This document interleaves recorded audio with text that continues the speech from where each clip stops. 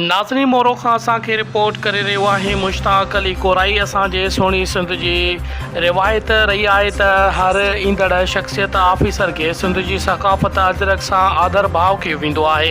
इन रिवायत खे बरक़रार रखंदे असांजो दोस्त भाउ फारूक अहमद कोराई, उमेद अली लुंड, अलीगुल लांघा जो SSP नौशरो फेरोज़ अब्दुल क़यूम पिताफ़ी वटि पहुची अजरक को उॾायो ऐं मुलाक़ात कई, जंहिं दौरान नौशरो फेरोज़ SSP अब्दुल क़यूम पिताफ़ी खां उमेद रखी त ज़िले में अमन अमान जी सूरत हाल खे बहितर बणायो वेंदो ऐं शहरियुनि जी जान ऐं माल जी हिफ़ाज़त खे पिणु यकीनी बणायो वेंदो। जंहिं ते SSP पिणु यकीन ॾियारियो त जॾहिं त गुज़िरियल ॾींहुं पुलिस लाइन में वीज़ा ते वियल पुलिस एहलकारनि खे वापसि करण ऐं ज़िम्मेवार ऑफिसरनि ख़िलाफ़ क़ानूनी क़दम खणण ते साराहियो। इन मुलाक़ात दौरान DSP मोरो अब्दुल हमीद पंवर बि मौजूदु हो।